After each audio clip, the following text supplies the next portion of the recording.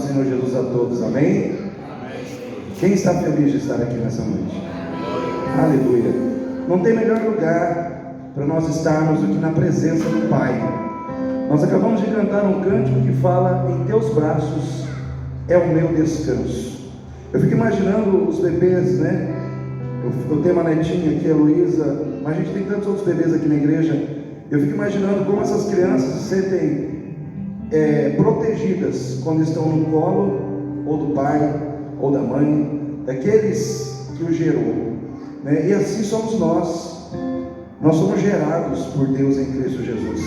Nós somos filhos desse Deus, e pela sua graça, todos os dias Ele nos envolve com braços amorosos de misericórdia, e Ele nos carrega. Quando nós não conseguimos andar, Ele nos carrega no braço, Ele nos carrega no colo, né? Então tem momentos da nossa vida que a gente pensa assim: nossa, está tão ruim, por que será que Deus não está comigo? E muitas vezes, se o Senhor pudesse responder, Ele diria assim: você está enganado. Você está achando que está ruim, e está achando que porque está ruim eu não estou contigo. Na realidade, você não viu e você não percebeu, mas eu estou carregando você nos braços. Porque se eu não estivesse te carregando, você não conseguiria estar em pé. Então, se nós estamos em pé, é porque tem um Deus que tem braços para carregar aqueles que Ele ama. Amém? Nós estamos aqui reunidos nessa noite, nesse culto, né, de domingo, dia 19 de junho. Esse culto também é especial porque temos a ceia, a Santa Ceia do Senhor. Daqui a pouco nós vamos participar do pão, que representa o corpo de Cristo, e o suco da videira, que representa o sangue de Jesus que foi derramado na cruz do Calvário para o perdão dos nossos pecados. Mas nós temos também neste culto a temática da celebração do aniversário dessa igreja. São 18 anos, né, de existência dessa igreja batista aqui nesse bairro, no Jardim Itatiaia. Então vamos dizer assim que essa igreja ficou de maior esse ano, né? Fez 18 anos. E o texto que Deus colocou no nosso coração sobre o tema, né, vamos dizer assim, o tema escolhido para ser tratado esse ano com a igreja, na temática, né, do estudo da ministração bíblica, está lá em 2 Coríntios, capítulo 8, versículo 2. Davi já até projetou lá, né? E eu vou estar lendo aqui, os irmãos acompanhem, né? Então lá em 2 Coríntios 8, 2 diz assim: como em muita prova de tribulação, houve abundância do seu gozo. Gozo quer dizer alegria.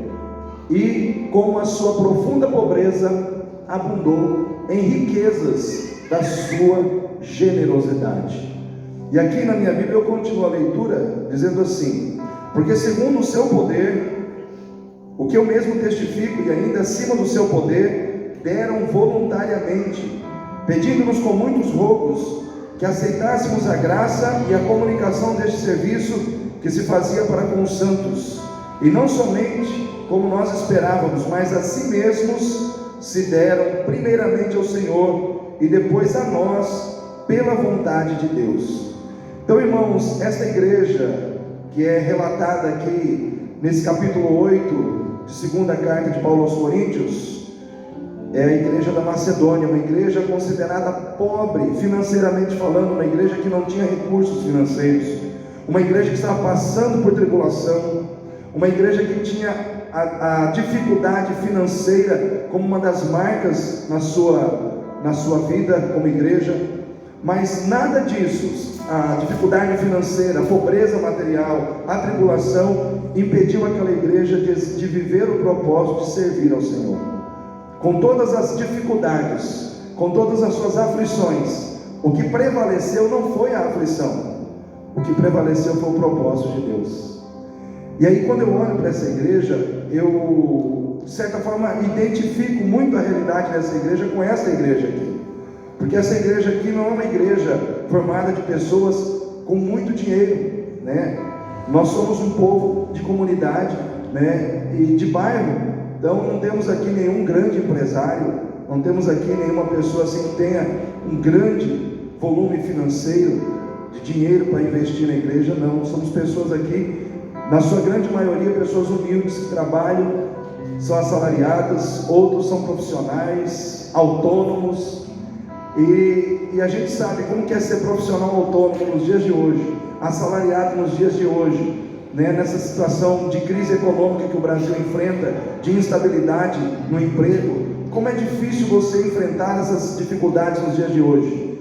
Mas apesar de todas essas dificuldades, essa igreja tem crescido, essa igreja tem prevalecido, porque o Senhor é com essa igreja, e o Senhor é com a vida de cada um dos membros dessa igreja. Eu posso dizer nessa noite, sem medo de errar, que o Senhor é contigo, mas mais, que o Senhor é conosco. Porque se não é o Senhor, irmãos, como que nós podemos vencer, como que nós podemos enfrentar essas dificuldades tão terríveis dos nossos dias? Essa semana aí nós passamos por Covid de novo, né? Até que minha esposa está ali quietinha no cantinho ali, né? Ela nem queria vir hoje, né? Mas passamos novamente pela experiência do Covid. Graças a Deus, nada de grave conosco. E eu já estou há mais de uma semana. Então, o pessoal diz que uma semana já fica tranquilo. Então já estou há mais de uma semana. Ela que ficou mais complicadinha de uma semana para cá, né? Mas são as lutas que nós temos que enfrentar nesse mundo. E às vezes a gente fala assim, é o diabo. Nem tudo é o diabo, irmãos. Nem tudo é o diabo. Às vezes as aflições são as aflições da vida. São as aflições que surgem simplesmente porque estamos num mundo imperfeito. Estamos num mundo onde o pecado ele está presente na vida do ser humano. E por causa disso o ser humano muitas vezes se torna egoísta, injusto.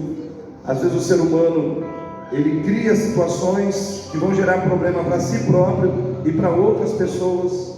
A gente fala assim, nossa, mas a natureza está assim. Mas quem é o responsável por isso? O próprio ser humano. Quem está destruindo a camada de ozônio? O próprio ser humano, né? Por isso nós precisamos de um Deus que mude a gente como ser humano e faça de nós seres humanos regenerados, transformados e salvos em Cristo Jesus. Aí tudo muda. Irmão, se não acontecer isso, não adianta, né? Pode vir o melhor presidente da República esse ano ser eleito ou ser reeleito, não sei, mas a nossa esperança ela não pode estar no homem. A nossa esperança tem que estar no Senhor. Amém, igreja? A nossa esperança tem que estar no Senhor. E nós temos que orar pelos nossos políticos, sim. É de direita, ore pelo de direita. É da esquerda, ore pelo da esquerda. Se o da direita for eleito, você tem que orar por ele. Se o da esquerda for eleito, tem que orar por ele também. Ou seja, nós temos que orar por todos que são colocados em cargo de liderança. É o que a Bíblia diz. Porque ninguém é colocado lá sem a vontade de Deus.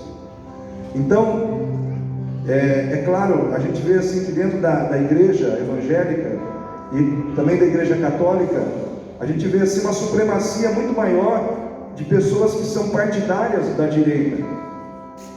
Amém? Mas se de repente a direita não der certo, a esquerda entrar, você tem que orar. E orar mais ainda. Aí você tem que orar de verdade. O fato é que nós temos que orar sempre. Então nós estamos aqui, irmãos, como igreja do Senhor, para celebrar e exaltar o Senhor da igreja, né? Que Ele seja engrandecido. E que nós como igreja, esse ano, possamos orar muito. Termos momentos de oração intensos pela política do Brasil, pela economia do Brasil, pelos nossos líderes, em todas as camadas de liderança da sociedade. A gente tem que orar e colocar essas pessoas nas mãos de Deus e pedir para Deus agir no coração delas. Porque se nós não pedimos para Deus agir, irmãos, o diabo, ele não precisa de ninguém pedir para ele agir, ele vai agir. Ele vai agir. Então hoje a igreja cristã, ela está em guerra, né? Ela está em guerra, e guerra contra as trevas. E as trevas, elas estão se manifestando através das ideologias, dos posicionamentos anticristãos. Mas nós temos que permanecer firmes na verdade, porque, irmãos, o que vai prevalecer no final é a palavra de Deus. Passarão os céus, passarão a terra, Mas o Senhor diz: as minhas palavras não passarão. E o Senhor Jesus disse algo muito interessante. O Senhor Jesus disse assim: eu não vim julgar e nem condenar, eu vim salvar o que se havia perdido. Porém, esta palavra vos julgará no último dia. Você consegue entender isso? Jesus, ele veio salvar, mas ele disse que essa palavra, ela te julgará você e julgará a mim. Ou seja, ela é juiz das nossas vidas. Então por isso nós temos que olhar com muito respeito, com muito temor para a palavra de Deus, porque ela é o juiz. Nós somos o que a palavra de Deus diz que nós somos. Nós temos o que a palavra de Deus diz que nós temos. E nós representamos na terra aquilo que a palavra de Deus diz que nós representamos, como embaixadores do céu, como aqueles que estão na terra, que estão no mundo, mas não são do mundo. Amém, igreja? Você não é do mundo. Você tem um destino final, que é o céu de Deus, né? Que está preparado para aqueles que entregaram a sua vida nas mãos de Jesus e reconheceram Jesus Cristo de Nazaré como seu único e suficiente Salvador e Senhor. Então eu quero abrir aqui o nosso culto trazendo essa reflexão para as nossas vidas. A igreja do Senhor é uma igreja que prevalece no propósito de Deus quando não se deixa dominar pelas aflições. Então nós já tivemos palavras tremendas ministradas aqui nesses últimos dias. A missionária Cleide, no primeiro dia, ela falou sobre o propósito e a aflição, mostrando, irmãos, que nós não podemos perder de vista o propósito. O pastor Fabiano esteve aqui ontem e ele foi muito usado por Deus. Ele colocou que muitas aflições fazem parte dos propósitos de Deus na nossa vida. Tem propósito que não vai ser alcançado se não tiver aflição no meio. E um deles é o crescimento espiritual. Às vezes, para crescer espiritualmente, nós temos que passar por aflições, temos que passar por lutas, porque é na luta, é na aflição que a gente ora mais. Sim ou não, irmãos? É na luta, é na aflição que a gente fiscaliza a nossa vida para avaliar se a gente está em pecado. Sim ou não? Quando a coisa começa a dar errado para você, eu duvido se você não para analisar onde é que você está errando. Onde é que eu estou errando? Onde é que eu estou falhando? Aí você começa a fazer aquela autoanálise do seu coração para ver onde é que está o pecado, onde é que está o erro. E se tiver, se você achar o erro, você conserta, pede perdão a Deus e prossegue. Mas tem que vir uma aflição muitas vezes para você fazer isso, porque se está tudo tranquilo, você não vê o seu pecado. Às vezes você está no pecado, mas você não abre mão dele. Então, queridos, as aflições, elas têm também o seu propósito pedagógico de ensino na nossa vida. Então, nesse momento, eu quero que você fique em pé. Nós vamos orar mais uma vez, colocando diante de Deus as nossas vidas. Eu vou pedir para o irmão Jorge estar orando ali, agradecendo a Deus por estarmos aqui nessa noite, na presença do Senhor, reunidos como igreja. Depois vou estar orando também. Santo Deus e eterno Pai, nós te bendizemos, ó Deus, tua graça infinita em nosso amor, ó Pai. Nada merecemos, ó Pai, por nós mesmos, Deus, nada temos a te oferecer, senão, Deus, a obra do teu Espírito, ó Deus, em nós, ó Pai, operando o teu querer, meu Deus. Que o Senhor continue a trabalhar em nós, a tua vontade, Deus, enche nosso coração com tudo aquilo, Senhor Deus, e que nós muitas vezes estamos agarrados, Senhor Deus, que não é da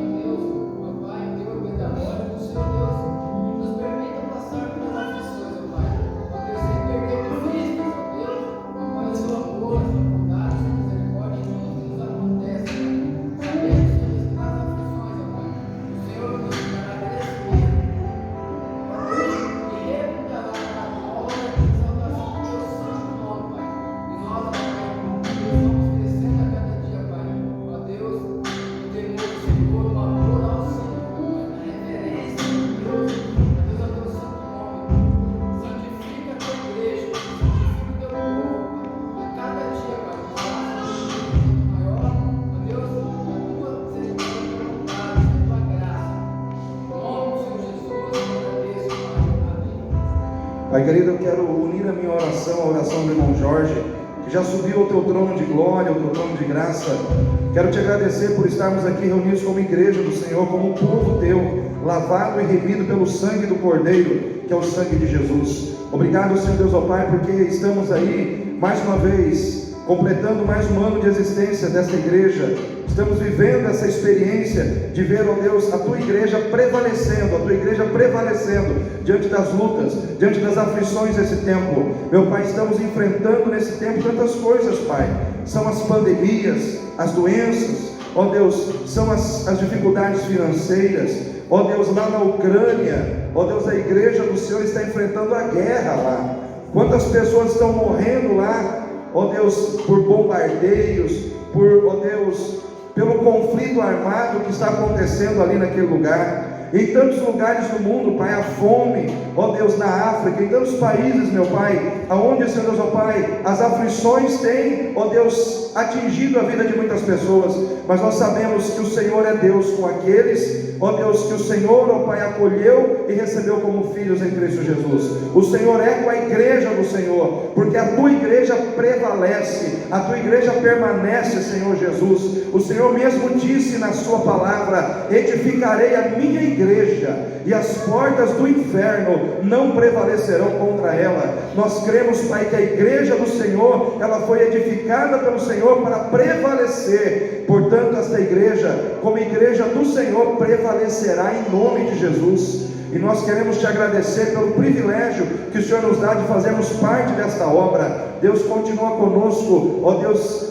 por todo o tempo que o Senhor quer que nós estejamos nessa terra, até o dia em que tudo, ó Deus, vier a se consumar, seja com a sua volta, ó Deus, para levar a tua igreja para o céu, ou seja, no momento que nós partirmos desse mundo através da morte física, mas que nós possamos partir daqui com o coração seguro de que a nossa vida está guardada nas mãos daquele que nos salvou com o seu sangue derramado na cruz. Obrigado, Senhor, por essa certeza que ninguém pode roubar do nosso coração, que é a certeza da nossa salvação pela graça. Toma nas tuas mãos, meu Pai, esta igreja e dá a ela todo o crescimento que ela precisa. Faz essa igreja crescer em número de pessoas, em espiritualidade, em comunhão, em recursos financeiros, para que ela possa ser uma bênção nesse bairro, um instrumento usado pelo Senhor na vida das pessoas e das famílias que moram nesse bairro. É o que nós te pedimos, Pai, em nome do Senhor Jesus. Amém.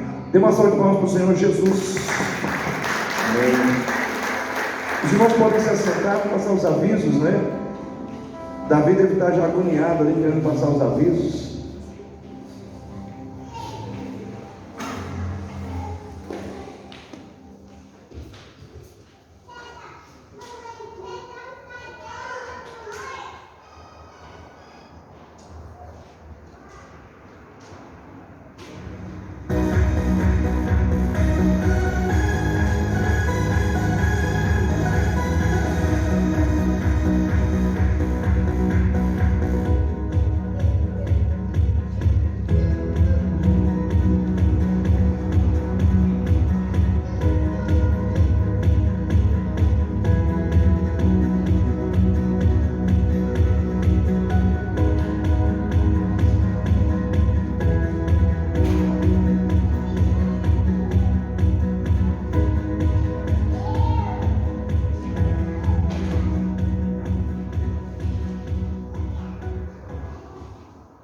Só para complementar os avisos, no final desse culto vai ter um bolo maravilhoso, né? E vamos ter cachorro quente também, isso? Então temos aí cachorro quente, vai ter bolo, vai ter comemoração aqui nos fundos da igreja. Destacando aqui dos avisos, irmãos, a Casa da Criança Peniel, que a gente se propôs a ajudar, doando leite, né? Leite longa vida, né? Então os irmãos não percam de vista esse propósito. A gente assumiu esse compromisso, estar ali também, participando dessa obra, doando esses leites. Domingo passado foi o culto das mãos cheias. O nosso carrinho ficou cheio de mantimentos que os irmãos trouxeram. Glória a Deus pela vida de cada irmão que contribuiu, que trouxe seu alimento. Vamos fazer cestas básicas para entregar para essas famílias mais carentes. tanto aquelas que estão dentro da igreja ou fora da igreja. As famílias que, porventura, alguém, irmã Eliane ou irmã Cecília, queiram levar uma cesta básica e for família fora da igreja, me chama, eu quero ir junto para a gente orar com essa família e levar também a palavra de Deus junto com o